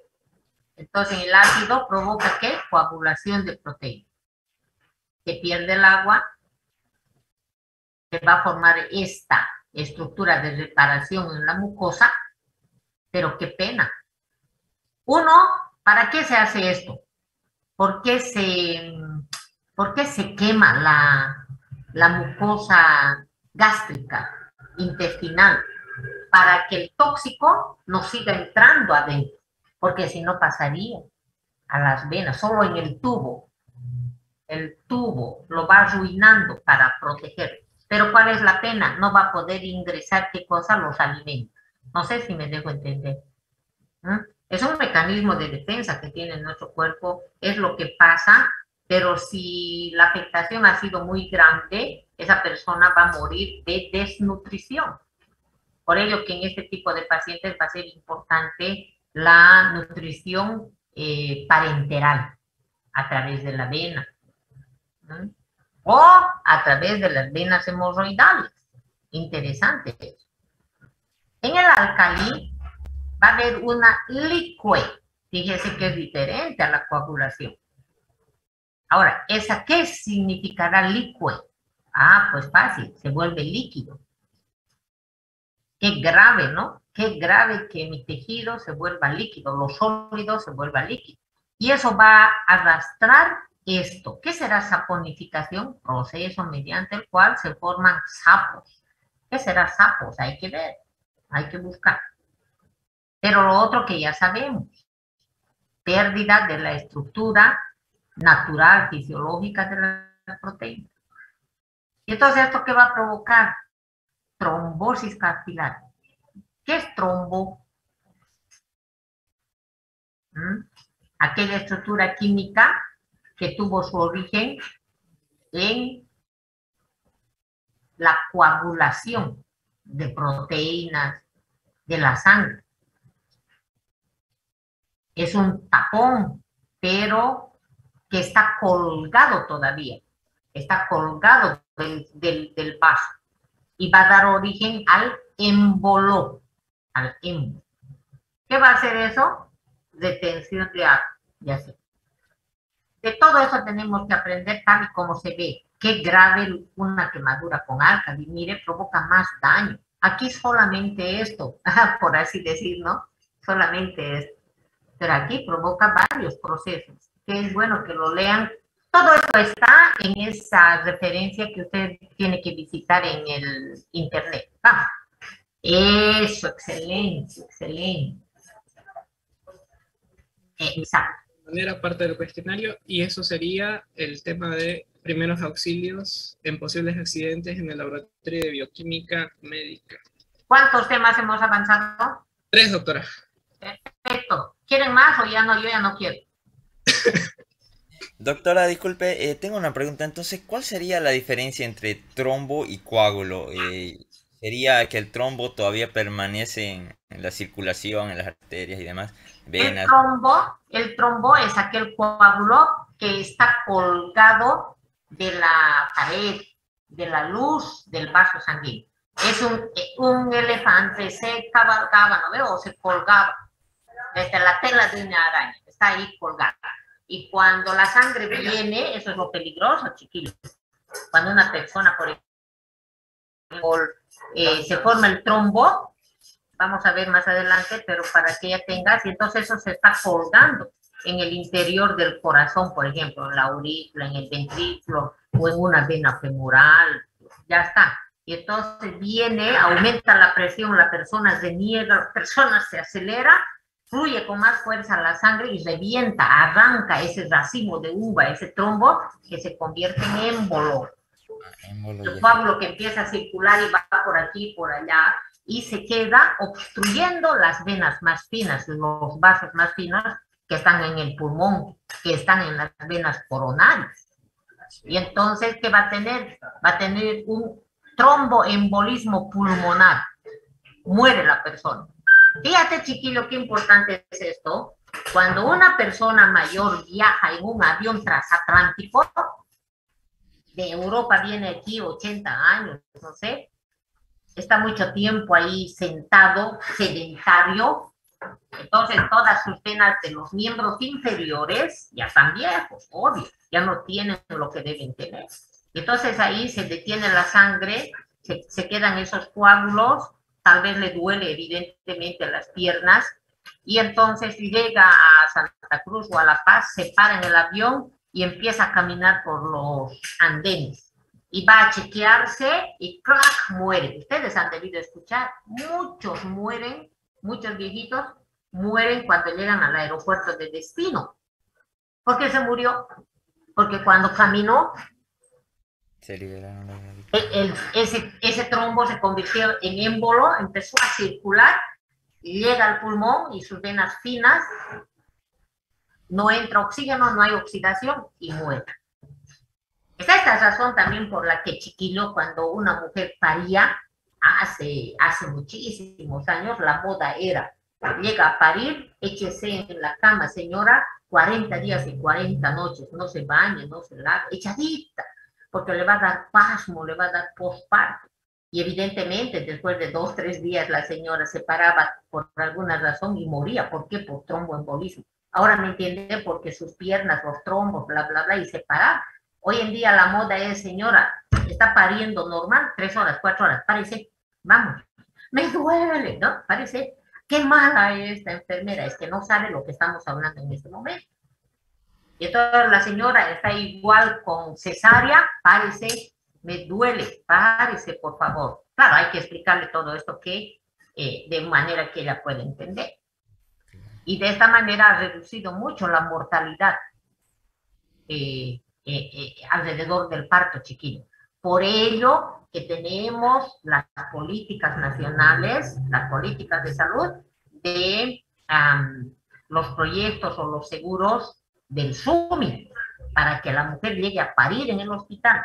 Antes en su casa 40 días y 40 noches, y nuestra tasa de mortalidad materna era elevada, chiquillo. Y uno de los efectos que se vio era que es definitivamente bioquímico. Y gracias por preguntar. Y coágulo sería, doctora, ya cuando sale de los vasos sanguíneos, ¿no? Así es, así es. Gracias. Cuando ha habido, ¿no ve? La extravasación de la sangre del vaso, cuando ha habido ruptura del vaso. Muy bien, muy bien. En lo otro es el acúmulo de colesterol, el acúmulo de tanta cosa, o que tenga poliglobulia dentro del vaso. El vaso sigue íntegro, pero sus cañerías están llenos de porquería que se van formando eso. Y cuando está colgado un elefante, se cabalgaba, trombo, se rompe la telaraña, émbolo. Y eso provoca un infarto. Infarto pulmonar, infarto cerebral, infarto cardíaco, infarto de pestaña, infarto de uña, de lo que quiera usted. Bien. ¿Qué dice Andrés Daniel? Hable. Sí, doctora. Hable.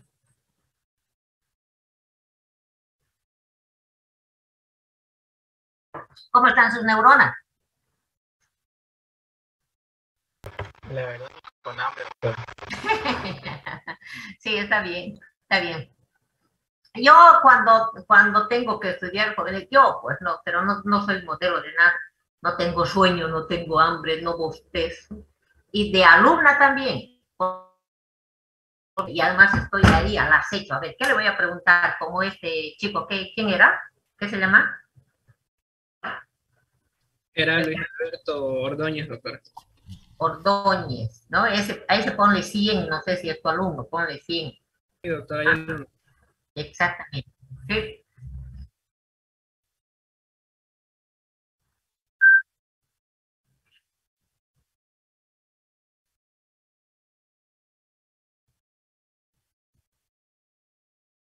Oh, gracias, esa pregunta es buenísima.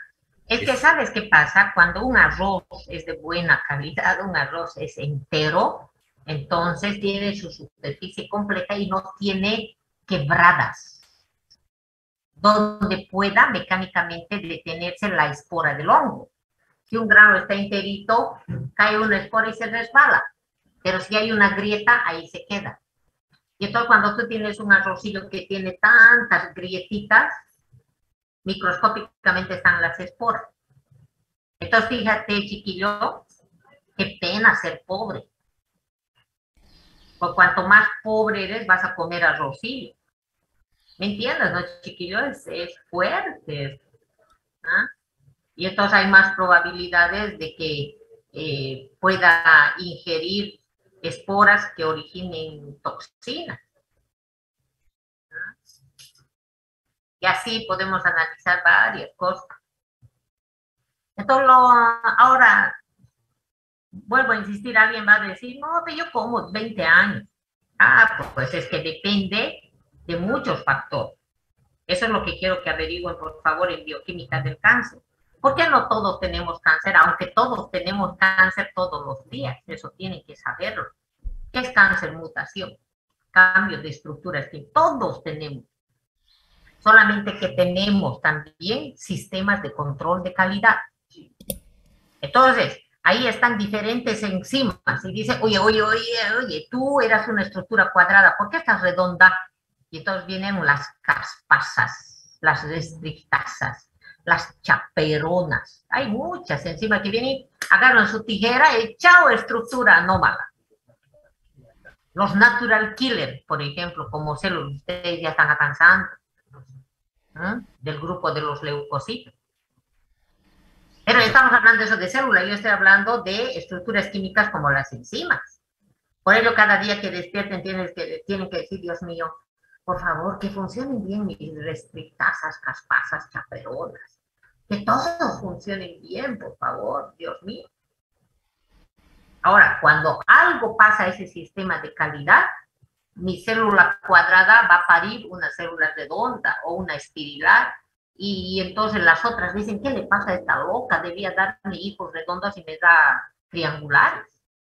Y entonces empiezan a pincharle y entonces la loca empieza a sintetizar en mayor cantidad, porque cáncer es eso, aumento en la mitosis. Y ese aumento en la mitosis se puede deber a muchos factores. Dime. Un factor no sería muy importante la predisposición genética. Claro que sí. Por eso en la historia clínica se pregunta, ¿no? Su papá tuvo cáncer, su mamá, su tía, su abuela, por eso que usted está diciendo. Entonces yo como médico ya sé, miércoles, su mamá tenía cáncer de útero, entonces es muy probable que esta también vaya a tener. Entonces voy a hacerle Papá Nicolau. Le voy a pedir marcadores tumorales. Por ello está ahí en la historia clínica. Ahora, ahí, fíjense, tantos agentes físicos, químicos, biológicos que te pueden provocar. Por eso hemos avanzado de esos jóvenes. Por ello el celular no puede llevarlo usted cerca de sus gónadas, los hombres, por ejemplo. Porque esas radiaciones que ya hemos visto magnéticas pueden provocar cambios en las estructuras químicas de sus espermatozoides, de su esperma, de sus esperminas. Y así va. Ahora, todo lo que comemos también. Por ello es mejor comer de todo, pero poco.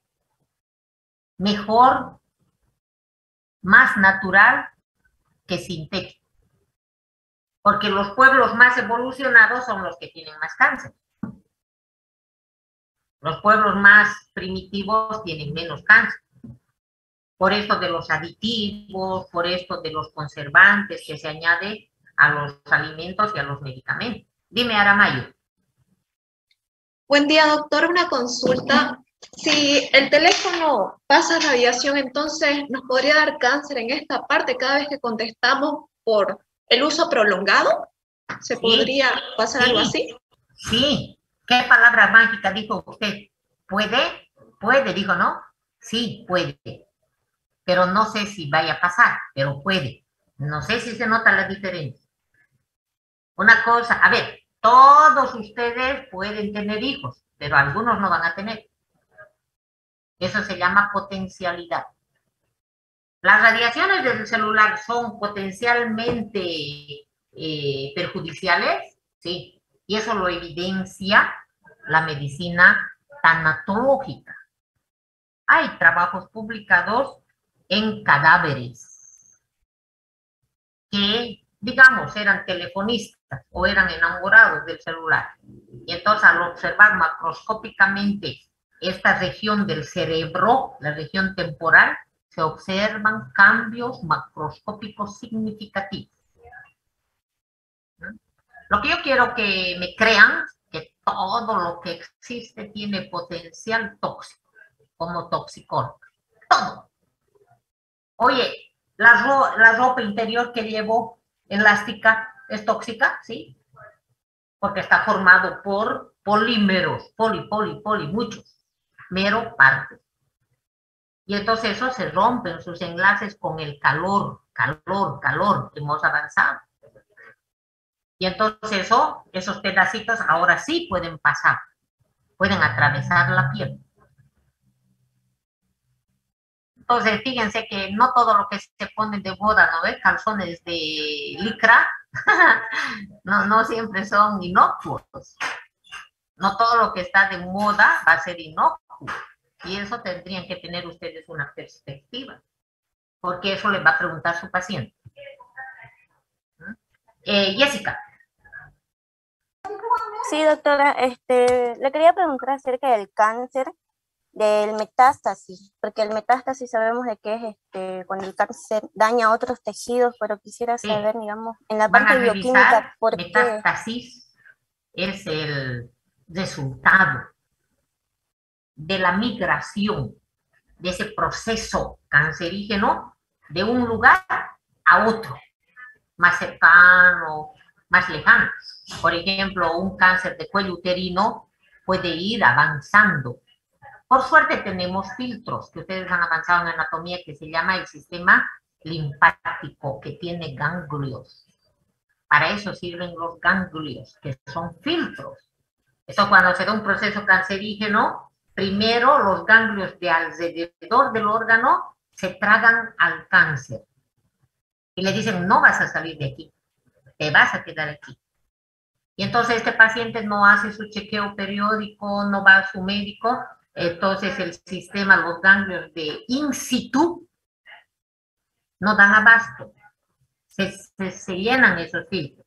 Entonces el cáncer avanza y va a ir a ganglios, por ejemplo, de la axila, del cuello. Hay filtros en diferentes partes. Por favor, que no llegue al cerebro. Porque si llega al cerebro, el cáncer de cerebro, es que, no, ¿para qué ya? Tal vez los otros cánceres, cuando está in situ, como el de cuello uterino, se puede hacer una histerectomía con H. Histerectomía con H. Bueno, van a aprender ustedes en más materias que hay métodos para esta diferencia.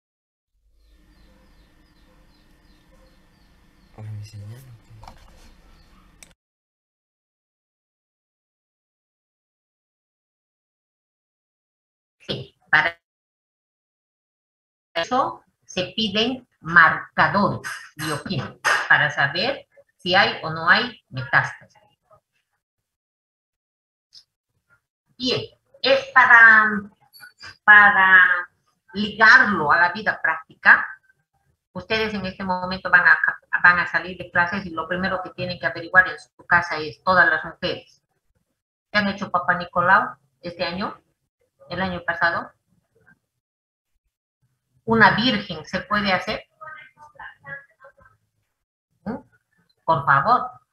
Y si no se han hecho, estas mujeres de su familia tienen que hacerlo. Porque la única manera para combatir el cáncer es detectarlo en sus etapas iniciales. Mucho antes de que haya metástasis. Lamentablemente, por falta de información de nuestro pueblo, la señora tiene pequeños dolores ahí abajo, la señora tiene pequeñas secreciones, los va neutralizando con óvulos, con algunas tabletas y sigue avanzando y todo por culpa de nosotros, de los que sabemos. A todas las mujeres ustedes tienen que decir, ¿se ha hecho Papá Nicolau? Y con ese tiempo, ese intervalo de hacerse Papá Nicolau, cada año nos da tiempo para poder iniciar una quimioterapia. Nos da tiempo de una histerectomía, hablando de cáncer de cuello uterino. Por ello, la tarea de ustedes, por favor, es esa. Ustedes y sus mujeres de la familia tienen que hacerse su Papá Nicolau anual por el resto de su vida haciendo medicina. A veces se da esto, el colmo de los colmos.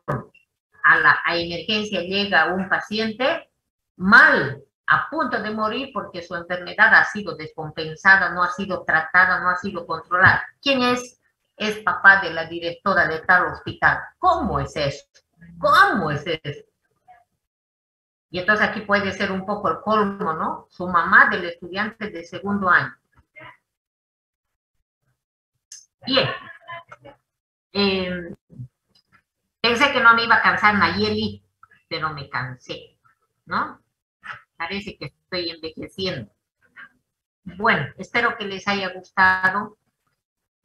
Lo que pretendo es de que ustedes gusten de la bioquímica. Fíjense que tiene mucha aplicación por donde vayamos, Aramay. Nos vamos a oncología, ahí está. Vamos a farmacología, ahí está. ¿Ah? Traumatología, hemos visto que si va a perder sangre, ¿qué va a pasar? Por donde vayan, la bioquímica debía ser la base de sus conocimientos. Si no lo hace así, va a ser un médico más del montón. ¿Y qué va a decir? Ay, yo no sé para qué sirve la bioquímica. Cuando escuchen a alguien decir eso, es que no le entiende. No le entiende. ¿No? Entonces, váyase porque le va a contaminar. ¿No ve? Bueno, estudien. Yo creo que podemos vernos la subsiguiente semana ya en laboratorio. Vayan con sus tareas y me estaban dando una mala noticia de que no vamos a poder entrar todos los de la práctica en el laboratorio. Voy a ver cómo lo vamos a hacer eso, si dividir en dos cada grupo. Entonces, cada 15 días vamos a ir al laboratorio. Pero vamos a tener que avanzar así, jóvenes, de unos 3, 4 temas en clases extras virtuales. No sé si domingo. Ahora alguien puede reclamar, domingo, no, por favor. Más bien debían de darme una condecoración, ¿no les parece? Yo debía estar esperando hasta aquí, hasta mayo. ¿O qué dice Ordóñez? Sí, doctora, porque es un beneficio para nosotros, ¿no? Para ustedes. Y fíjense que a mí, bueno, en realidad me están pagando, porque yo todos debíamos haber empezado ya la parte práctica. Pero yo soy así. Y qué bueno que mis guaguas aquí también, José, Daniel y Lino, están aquí. Y más bien ustedes debían de prepararnos unos pins, unas medallas, ¿no ven? Así unos certificados. Por eso yo les pido de que algún domingo, no será este domingo, el próximo domingo podemos tener un encuentro, ya no tan largo, tal vez 2 temitas podemos avanzar, ¿ya? Nos comunicamos en el WhatsApp. Pasen las 3 diapositivas, jóvenes, al WhatsApp para que vayan estudiando y preparando su tarea. También, doctora. Gracias. Muchas felicidades, muchas bendiciones. Gracias, Bobby. Vamos adelante. Doctora, que lo vaya bien. ¿Algo, doctora? Luego, doctora. Hasta luego, doctora, gracias. Hasta luego. Hasta luego, doctora. Hasta luego, doctora. Gracias, doctora, por su clase. Hasta luego, doctora. Gracias. Tal.